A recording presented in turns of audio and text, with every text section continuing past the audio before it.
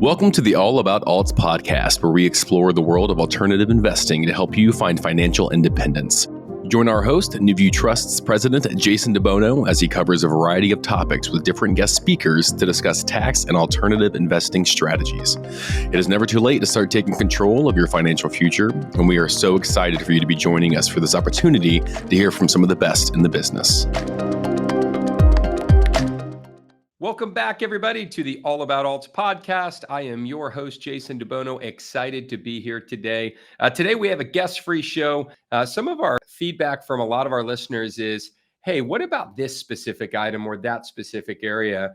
And so this season, we're really trying to sprinkle in a few more individual podcasts to just highlight some of these things that I think are pretty cool from a finance standpoint that really are not necessarily something to bring a guest speaker in. And so today we're going to talk about what we call special purpose plans.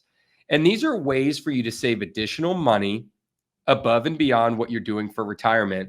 Most people don't know these plans exist. If they do, they probably don't know how well they work. And if they do know how well they work, they're probably not utilizing them to the full capabilities. And so the goal today is just to be thinking about, hey, are there other buckets of money that I could be putting some of my savings into? And can I do that in a tax advantage manner? Right? And that's ultimately what we're about. What's really cool about the special purpose plans is they can be fully self-directed, meaning you can buy alternative assets like real estate, private notes, private equity, all within the plan. So you're not giving anything up. You're just finding another way to save in another vehicle. And these are special purpose. So they're for unique purposes, right? And so these are not necessarily designed for retirement. They're designed ultimately for saving for health expenses and saving for minors' educational expenses. And so we'll kind of walk through and talk through those. So we're going to start with plan number one today. It's the health savings account. Now, this is an interesting one, and I've known about these plans for a long time. I won't go back and quote any inception date because I just don't know, but they've been around a long time, 10 plus years and more. Health savings accounts are really cool because they tie to high deductible health insurance. And this is kind of another side of the world. And I'll start by saying I'm not an insurance agent. I don't have an insurance license, nor am I pushing anyone into any insurance product. But I do want to talk about the HSA and high deductible health insurance because, we obviously have an issue with insurance here. I think everybody knows it. It's a major problem. It's a little embarrassing, to be such a civilization and world power, yet we haven't quite figured out how to manage insurance, whether that's cars or houses or how to manage insurance for health. And it seems like there's just too many challenges that come with that. And while we can complain about it, there's still a system that we got to operate and live within. And so until it's fixed, we at least need to make the best choices with the information and options that we have available today. Most people are familiar with copay insurance. That's kind of the creme de la creme of insurance in the eyes of the beholder, which is I want to be able to have, my employer subsidize my insurance costs. I want to have a plan that allows me to go to the doctor whenever I need or want. And I want to have that small copay, right? $20 because I got the sniffles and I went to, my primary care to find out if I was actually sick. Those plans are great. The problem with those plans is the cost of those is getting so high that many employees are either abandoning them or the cost that they're passing on to the individuals is getting higher and higher. And so what we're seeing is a large influx of high deductible insurance plans making their way into individual employees, as well as those that are self-employed or not employed into their insurance stack. So the way that high deductible health insurance works a little different than a copay. So in a copay program, right, there's predetermined rates and guidelines as to how much you're responsible to pay for whatever the activity is. In a high deductible health insurance plan, you are out of pocket 100% for all the small stuff, and you're really insuring the big stuff. And the best way that I can analogize this that kind of makes sense is think about your car insurance. So depending on what you drive, right, I would imagine that most of us are driving around with an insurance deductible on our vehicle that has a $500 minimum. What that means is that the deductible for me to pay in the event that I do something where I need repairs is $500. And the logic of that is that if I have a higher deductible, I have a lower premium. So naturally, I may pay $100 a month for a $500 deductible. But if I only want to have a $100 deductible, I may pay $150.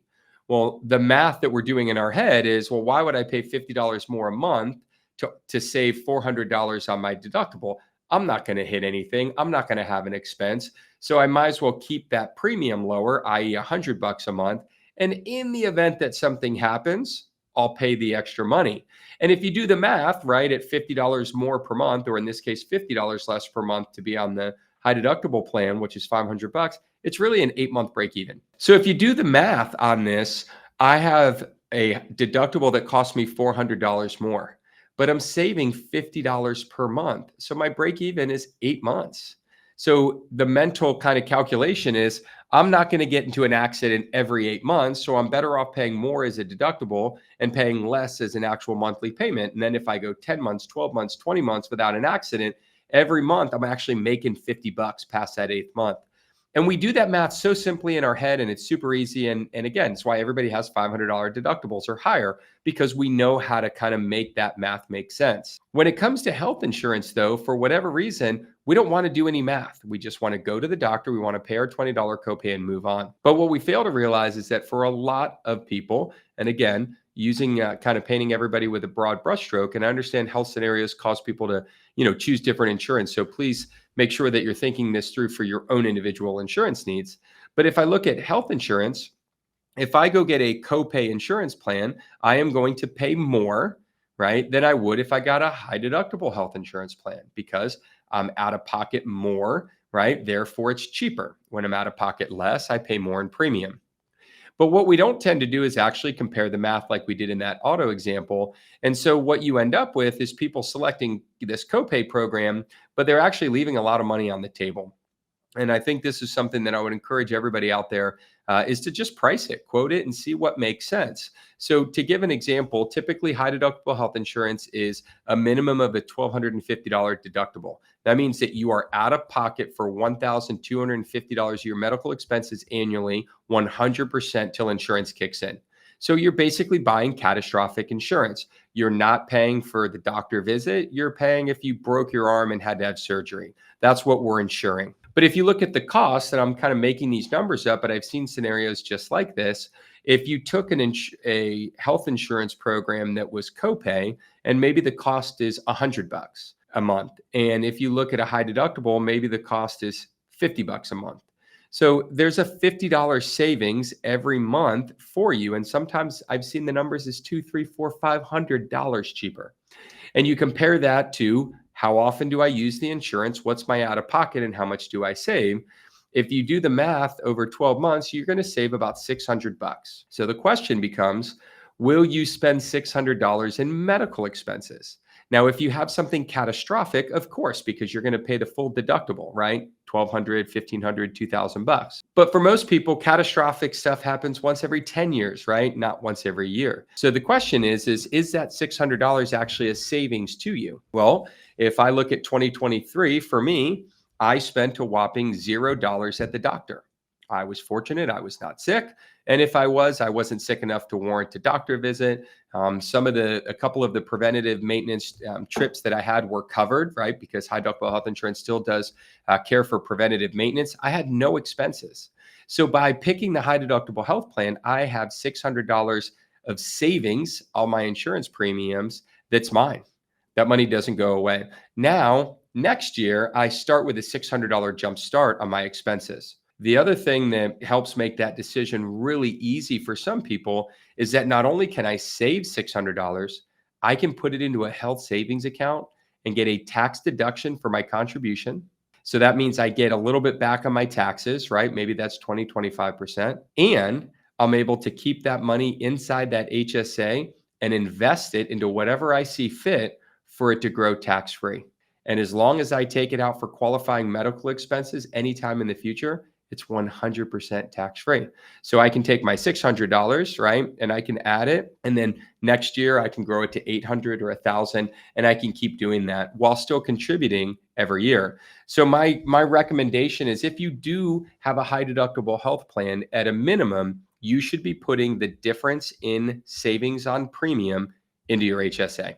So in my case, I can take the $50 savings on my high deductible health premium every single month and tuck that into my health savings account, again, with a tax deferral and with tax-free growth for qualifying medical expenses. So the HSA is really what we're here to talk about, but an HSA only exists if you have high deductible health insurance. So what are we seeing trends in the market? Well, a lot of things are going on. Number one, we're seeing a lot of employer plans offer an option. So we do here at NewView, if you are covered in the, into our NewView health program, you actually have the choice. Do you want to have a copay product or do you want to have a HSA product? Now, we as an employer pay a certain percentage of any plan that you select, but it's the same percentage, which means chances are your out of pocket are higher for a copay. And so when you do the math and you start looking at the numbers, a lot of people are looking at the high deductible health program because it has an HSA option.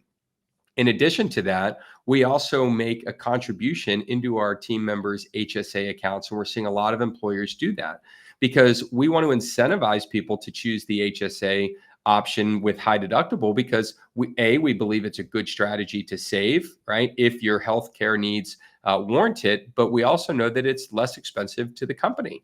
And so we want to share that savings back. And we're seeing that with many employers now that are not only offering a choice, right? Choose high deductible or choose copay or something in between. They're also encouraging and incentivizing the health savings side of it by putting money, which is the savings and premium, into the actual employees' HSA accounts. So I can't encourage you guys enough to take a look at that.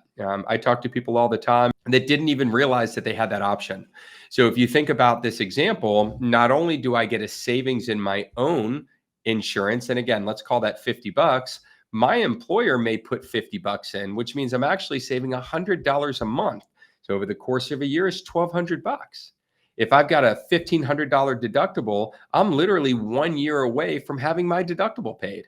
And if I go a couple of years without hitting my deductible, meaning nothing catastrophic, which is pretty common, I may end up with $4,000 or $5,000 or $6,000 saved. Now I'm way ahead of the game. Now I can be on high deductible health insurance and know that if something catastrophic happened 1 or 2 years in a row, I'd have enough money in my HSA to pay for it. But if I continue, right, to stay in good health and use good preventative care and not have anything catastrophic, I may go 10 years without hitting my deductible. So not only do I have all the money that I've saved every year, because that continues to grow and accumulate, I don't lose it, it's my money. I also am able to invest that money and now have the earnings associated with those savings. So, it's a very big piece of building wealth, in my opinion. I don't necessarily think everybody needs to have high deductible and be on an HSA simply because healthcare needs for individuals may warrant more of a copay type program. But for a lot of people, there is an opportunity that's being missed every single day because they're not even reading the packet that they're getting from their employer around what types of insurance are available. And they're not even looking at the component. If they do select the cheapest insurance, they're not using that savings to go contribute it to their HSA and actually build that nest egg. So to me, it's a very powerful combination and a very powerful tool. And I would encourage each of you guys to take a really hard look at what you have from a program or plan standpoint. Last thing on the HSA from a contribution standpoint that's really cool is you can even put more money in. The contribution limit to an HSA is $4,150 for 2024. It's $8,300 for a family plan. So if I have a plan where I'm saving $600 on my insurance and my employer's giving me $600 a year, right? $50 to be on an HSA, that's $1,200.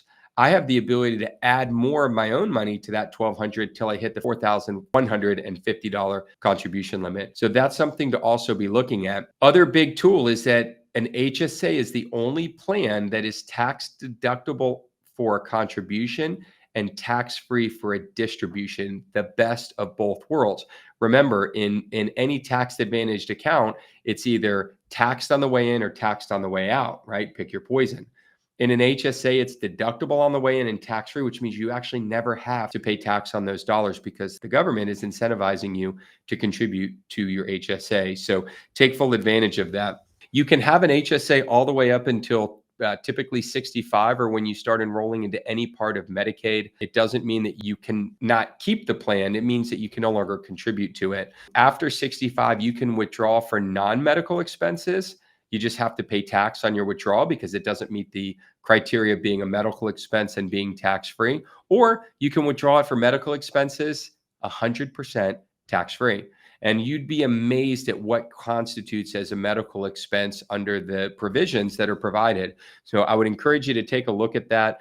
Worst case scenario, you have too much money in your HSA, which would be a great problem to have. Best case scenario, you've got a nice little nest egg that's tax-free for withdrawals to help pay for these medical expenses. Our medical expenses don't usually go down as we age. They tend to go up. And so the more we can save during our healthy years will ultimately help us, hopefully, as we start to have some of those requirements where we spend a little bit more time at the doctor as we get a little bit older. So that is the HSA. There's a whole lot more to it, but I wanted to just kind of give that. I know we've gotten a lot of questions and fielded a lot of comments about the HSA as a tool, and especially as we look at it with an accompaniment to high deductible health insurance plans. So talk to your insurance provider, talk to your HR department or your benefits counselors. But if you're not using a high deductible health program and you consider yourself someone that doesn't typically go to the doctor or have a lot of need, then I would encourage you to go take a look and see. You may be amazed what not only is offered or available through your employer, but you may be amazed that they'll even match or kickstart your HSA contributions as well. So don't just grab the high deductible health insurance plan because it's cheaper. Get it because you believe that it's less expensive, and the money that you save when contributed to an HSA will provide you enough money to cover those qualifying medical expenses and allow you to slowly build up a nest egg for future expenses as you get older. The next plan I want to talk about that we get a lot of questions on is, how do I save for my kids' education? And this is something I've got two kids, and my wife and I have kind of gone through the process to figure out what does make the most sense, what is the best way to save, and how does that look? And every family and household is completely different. But really, what I kind of looked at is I boiled it down really to three kind of logical ways to save. The first one is to do a college prepay program. College prepay here in the state of Florida allows you to go buy credits. You can buy 2-year, 4-year university credits, and you buy them at an expected future rate. Now, the thing I like about a college prepay is once you've made the investment, whether it's lump sum or you pay over time, you are basically buying all the credits needed for that child to get a 2-year or 4-year degree at that institution. The problem that I have with the college prepay program is that you're buying them at a already inflated rate. Historically, the value of buying college prepay credits was that you paid today's rates. So if my son was just born, I'm paying today's rates and I'm buying his credit hours, but he gets to spend them 18 years later. And so ultimately, my investment is the fact that I bought them today at today's price, not tomorrow. The problem with the way that these college prepaid programs seem to be working today is that they've recognized that prices of college have gone up. And so they're putting some arbitrary rise on those. So I'm actually buying tomorrow's credits today at tomorrow's prices. Maybe it's not all of tomorrow's prices, but it's pretty hard to look at a credit hour and see it inflated from today and not know what that's going to look like. So that's kind of the con to it, right? The pro obviously is that if you buy enough credit hours, you know that they have enough hours to get through school when they're there at a future date. And there's nothing wrong with that. It's a little more conservative approach. It's a little more set it and forget it. Maybe it works out to be good. Maybe it works out to be not as good. But ultimately, I'm not paying more for the credits than they're worth, right? And so from that standpoint, that's an opportunity. The second way is to utilize some sort of 529 state-sponsored program. These are pretty cool plans because they allow you to put money in. They're state-sponsored. My understanding of most of them is they're brokerage-based, and so they're buying and selling public equities, inside these accounts, and they're generating return over the next 18 years. What's nice about 529s is that really anybody can contribute, any family member, and there's no limit, at least not here in the state of Florida. So you can put $5,000 in this year and none next year, and $10,000 in and then none. So you have the ability to move money in and out as it makes sense. But again, that money is it has a little more constrained use to it. That money is managed by the state or fund manager that kind of oversees that. So you've got no investment control. And you don't really get any major tax advantage to do it, right? Doesn't make it a bad plan. It's kind of a little bit better than saving, in just a checking account. But it has some things that don't line up as well, in my opinion, that are not as opportunistic, which leads me really to the third way to save for your kids or grandkids' education, and that is a Coverdell ESA. So ESA stands for Educational Savings Account. It is a special purpose account, kind of like an IRA in theory, but it's not for retirement. It's for educational expenses. So much like the HSA, right, which is for health expenses, the ESA is for educational expenses. So if money is used in an ESA to pay for qualifying educational expenses, it's a tax-free withdrawal, which is super cool. Think of this like a Roth IRA to pay for your kids' education. You don't get a tax deduction to make the contributions, right? Kind of like a Roth. However, when you pull money out to pay for their educational expenses, it's 100% tax-free.